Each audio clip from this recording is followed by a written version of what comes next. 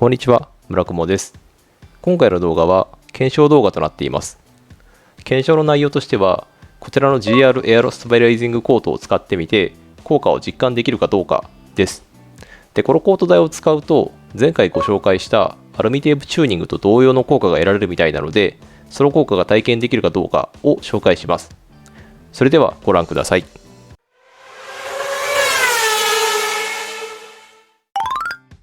まず、GR コート台の効果についてご説明します。今ご覧になっているのが、トヨタ自動車さんの公式サイトから拝借した画像となっています。車のボディやガラスは走行中プラスに帯電しやすく、空気も同様にプラスに帯電しやすいそうです。そのため、プラスとプラスで反発し、本来はボディに沿って流れてほしい空気の流れが乱れてしまいます。このコート台は塗布することで、ボディとガラスの帯電を抑え、空気の流れを整流し、結果として走行安定性やハンドリングに良い影響を与えることになります。そのため今回の検証では、コート台としてのツヤ感と、あと燃費、ハンドリングの3項目で検証を行っていきます。コート台を塗布する前にまずは洗車していきます。少し雑談になりますが、愛知県でこんな感じの手洗い洗車場で安いところがあればコメント欄などで教えていただけるとありがたいです。こちら私が普段使っている手洗い洗車場なんですけれども、最近値上がりしてしまって、10分間の工程で800円も取られてしまいます。相対的に安いのかもしれないんですけれども、頻繁に洗車する身としては、結構な出費な気がするのでよろしくお願いいたします。あと動画の都合上、日中に洗車やってますけれども、体にとっても洗車は日が落ちてからの方が良いですね。熱中症になるかと思いました。はい、洗車完了です。はい、まずはツヤ感の検証をしようかなと思います。こんな感じでマスキングテープで区切って、右側に普段使っているシュアラスターを、左側にGR スタビライジングコートを塗布してみて、ツヤ感とあと撥水具合ですねに違いがあるかどうかを検証してみます。はい、こんな感じで左側に GR コート、右側にシュアラスターを塗布していきます。で、この後拭き取ってツヤ感を比較してみようかなというふうに思います。はい、こちらツヤ感の比較になります。右側のシュアラスターと左側の GR コート、今画像で見ていただいても、私の実際の肉眼で見たとしてもほとんどツヤ感としては変わり映えはしなかったので、普通にコート台としても十分使えるんじゃないかなというふうに思いました。次に撥水効果というものを検証しています。続いて撥水性の検証です。こんな感じでバッシャンとバケツにかけました。で、水の流れ方に結構違いがあるのがお分かりになるかなと思います。で、右のシュアラスターの方は水が流れ落ちていっていて、左側の GR コートの方は水が粒になっているようなイメージですね。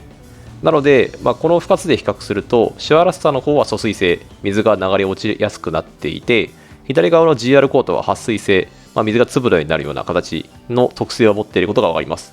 で、これで見てみると、シュアラスターの方が例えば普段雨が降った時とかもボディから水が流れていってくれるので、その水染みとか起きにくいかなと思うんですけれども、GR コートの場合は、粒になってしまって雨粒として残ってしまうので、最終的に水垢だったり水の染みとして残りやすくなる特性を持っていそうなので、メンテナンス性としては、2つの比較だけなんですけれども、シュアラスターの方が上なんじゃないかなということが見えてきました。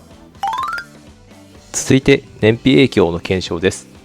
空気抵抗が減るということなので、高速道路の燃費も良くなるだろうというふうに思い、前回アップさせていただいた満タン法と同様の方法で燃費計測を行いました。カリアハイウェイオアシスで燃料満タンにして走り出しました。今回の燃費走行も前回同様に時速90キロ、エアコンオフ、丸閉め状態で走っています。今回の撮影2度目の熱中症になりかけでしたね。皆さんも気をつけてください。それで走り出してコート材の効果を実感したポイントとしては、風切り音が普段より小さくなっているような気がしました。で、ロードノイズが結構入ってきているかなと思うんですけれども、ビュービューだったりゴーゴーだったりっていうような風切り音が普段よりも小さくなっている気がします。で、ハンドリングの方に関しましてはそこまでの違いは感じなかったので、この後スカイラインに走りに行ってみて検証してみようかなと思っています。で、風切り音が実際に小さくなっているということは、空気抵抗も小さくなっているということなので、燃費の改善が楽しみです。で、今回は撮影時間の都合上、約50キロ先の五大所サービスエリアで給油して測定を行いました。そこまで早送りします。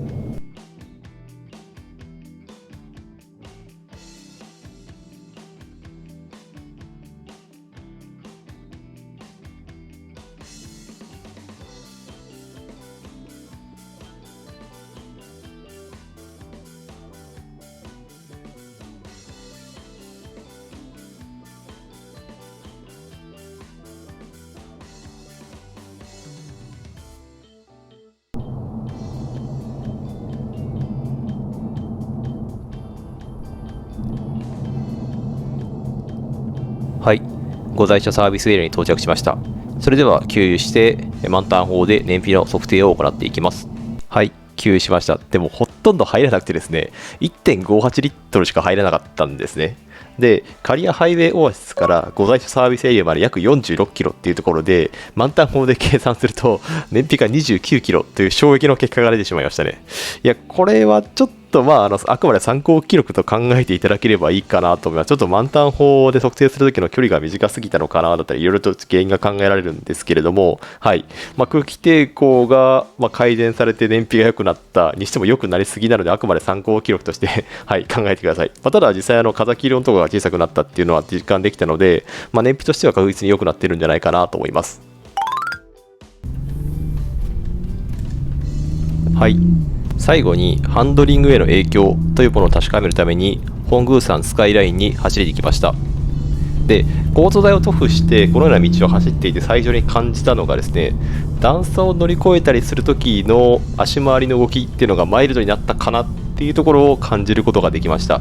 これはプラシーボ効果ではないかなと思います。実際普段の道、ここまで走ってくるまでの道でもその効果を若干感じたので、なんでそうなるのかっていうのを物理的に説明することはちょっと難しいんですけれども、足回りがマイルドになったような感じってものは実感しています。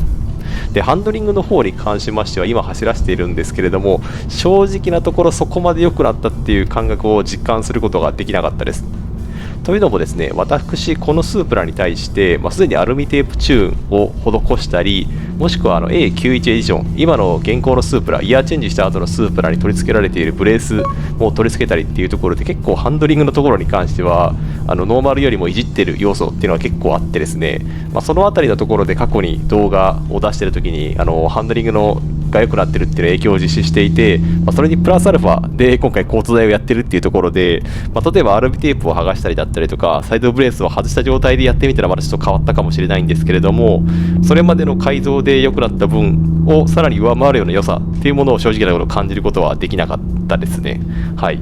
過去の動画で良くなったところっていうのはあったんですけれども、はい、それ以上のものっていうのを体感することができなかったのが正直なところですね。過去本宮山スカイラインの動画を出させていただいた時に比べると、ハンドルの切り増し量とかは変わってるかもしれないんですけれども、はい、それはぶっちゃけ本宮山スカイライン私結構走ってるんですね、回数的にも。なのでそこである程度コースを覚えていってしまっていて、カーブの角度だったりっていうのが分かってるがゆえにニュートラルステアになるようにハンドルを意識的に曲げてるっていうところがありますので、もうこれも正直なところ樹脂コート材エアロスタライビライジングコートを追加した影響ではないんじゃないかなと思っているのが正直なところです。はい。なのでまとめになるんですけれども、このエアロスタラビライジングコートを塗布することによって、ツヤ感っていうものは、私が使っている普通のコート材の、シュアラスターのものとほぼ同等のものが得られました。で、撥水に関しては若干疎水性というよりも撥水、水の粒ができるような感じの構造材であったので、メンテナンス性としては普通のワックス材よりも劣るんじゃないかなっていうのが見えてきました。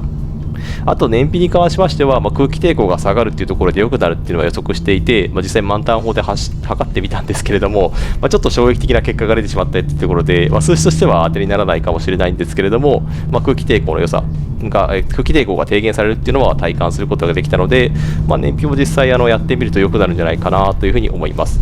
で、最後ハンドリングに関しましてですけれども、ノーマルプラス GR コートだったら体感できたかもしれないんですけれども、すでにいろいろと私の車は改造を施した状態でやってしまったので、正直なところハンドリングへの影響っていうのはそこまで感じることができなかったのが正直なところですね。はい。今回の検証の内容としては以上となります。この動画の内容がいいねと思った方はグッドボタンであったり、チャンネル登録の方よろしくお願いします。また特にスープラ関連なんですけれども、こんな感じで検証してほしいような企画等々がございましたら、コメント欄に書いていただけるとありがたいです。それではご視聴ありがとうございました。